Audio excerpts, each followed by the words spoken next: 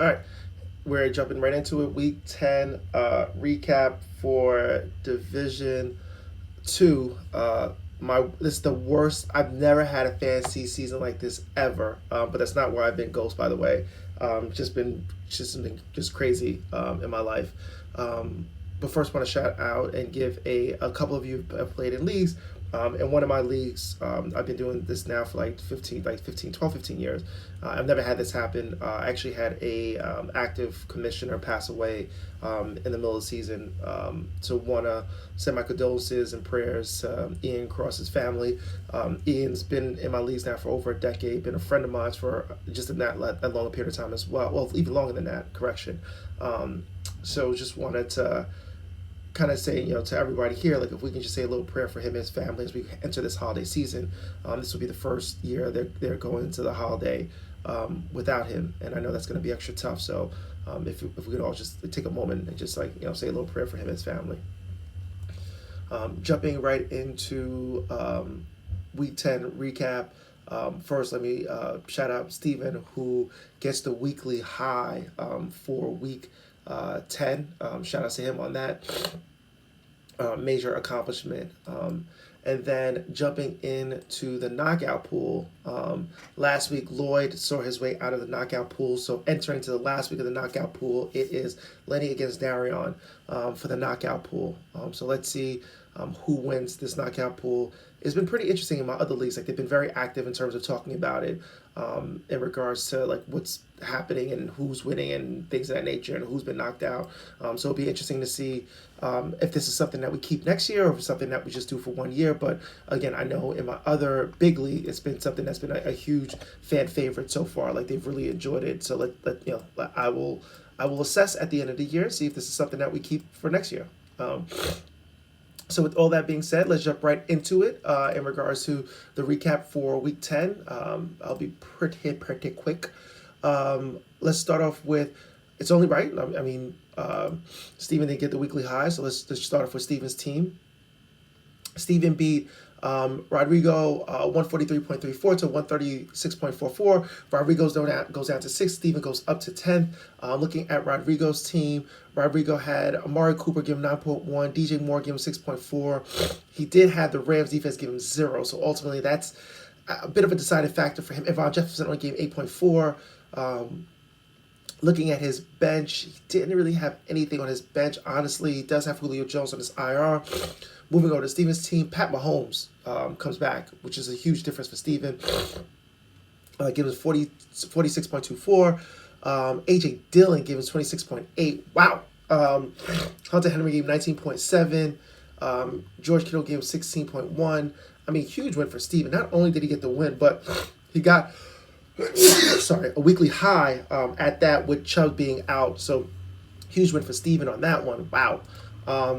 Moving over to Brian against Darian. Darian's team stayed hot. Darian gets the win to go to 9-1, 132.82 to against B-Raw 111.44.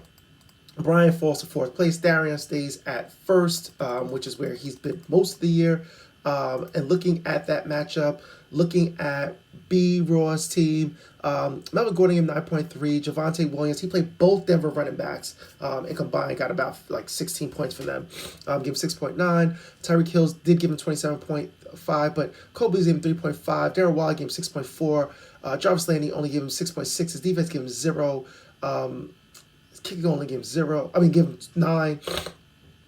Nothing really on his bench, so to speak. I'll be very honest with you. He does have Gronk on IR, but that's Gronk on IR. I wouldn't read too much into that. So huge loss for Brian. Jumping over to Darion, he had Rashad Stevenson made the difference for him with 27.4. Debo Samuels gave him 30.3. Thielen gave him 11. His defense gave him 16. Kick gave him 11. He's losing Derrick Henry and he has Chase Edmonds IR, so huge win for Darion on that front. Fucking Nestor, man. Nestor's team is in fuego right now. He gets the win against UG. Nestor's 118.9 to 110. Looking at UG's team, he played Gaskin, gave him 5.5. Dallas Cowboys gave him 4.8. His defense gave him 1. His kick gave him a 4. Really, looking at his bench, nothing he would have played differently that would give him the win, even though he only lost by less than 9 points. Looking over at Nestor's team, he had Jonathan Taylor give him 24.6. Michael Carter gave him 18.2. Swift gave him 16.5. Bateman gave him 14. Kyle Pitts gave him 10. Buffalo defense gave him 14. Nothing on the way of the bench at all. He does have CH on his IR. Jumping over, looking at Derek's team, he loses to Lenny. Lenny goes to 8-2. He's in third place, 127.88 to 114.52. Looking at Derek's team, he had Kenyon Drake giving 5.1. He had Jared Cook gave him 2.0. Marcus Brown gave him a 9.7. And then he had Corey Davis, but I mean, he made the right start here, not starting Corey Davis. And he has Damian Harris on his IR. Looking over at Lenny's team, Lenny did this with Matt Ryan, gave him 0.68. That's insane to me, by the way. So shout out to Lenny on that win.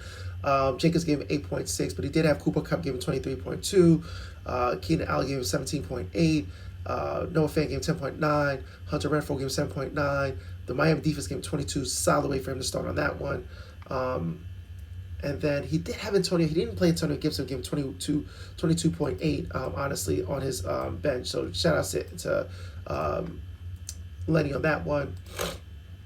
Moving over, you have Steve, who won 132.72 against Lloyd, 107.82. Lloyd falls to 4-6. Steve goes up to 5-5. Steve's in 5th place. Lloyd's in 8th place.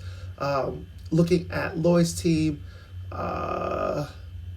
Lloyd played Tim Patrick's with 4.4, Harbin at 5.0, AJ Brown 1.4, defense gave him 5, kicker gave him 4. Nothing on his bench. I mean, he does have Kareem Hunt and he has Logan Thomas on his IR. Nothing else he could have put in, honestly. He lost Robert Woods. That's a huge loss for him. He did also have Mixon on bye. Looking over at Steve's team, Cousin gave him 22.46. Zeke gave him 22.74. He had Connor gave him 5.4. Godwin gave him 12.7. Elijah Moore gave him 13.4. Higby gave him 11. Panthers even gave him 14.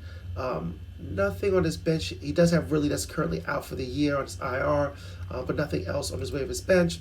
And then, all about keeping the same energy, I played against Greg Morris, who is 9-1 in second place. He beats me 128.24. My pathetic ass team, 93.02. I'd be shocked that this shitty ass team of mine breaks 100 at this point, because that's how shitty it is. Looking at my shitty ass team, Mike Davis gave him 1.8. J.D. McKissick gave him 7.9. Odell Beckham gave him 13.8. T.J. Hawkins gave me 0. I had Laviska Shenault gave me 5.1. Titans defense gave me 8. Bunch of people on bye, but really don't matter because they're all shitty as well. Robinson, Galladay, I'm sorry. Cooks, fucking all shitty. Fucking shitty ass team, honestly. Going over to Greg, giving him his roses. He beat me with Russell Wilson, gave him 5.4.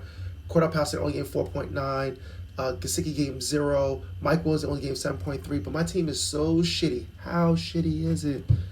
Anybody could beat it at this point. Freaking Nesta beat it a few weeks ago. Sounds what it is. He did have Jared Judy on his bench with 11.1. He had Myers on his bench with 4.9, finally getting a touchdown. He has Miles Sanders and also Antonio Brown on his IR. So huge win for Greg on that one. Looking at next week's matchup, I'm 2-8. I'm definitely in last place by myself. I play against the first place team, Dave versus Goliath. Let's go, Darion. And then you have Lloyd, who's 4-6, plays against Lenny, who is 8-2. You have Rodrigo, who's 4-6, plays against Steve, who's 5-5. You have Nestor, who's 4-6, played against Derek, who's 4-6. You have Brian, who's 6-4, playing against Steven, who's 3-7. And then you have Greg, who's 9-1, playing against UG, who's 2-4. And that is the recap for week 10. Look forward to seeing you guys next week for week 11. Peace.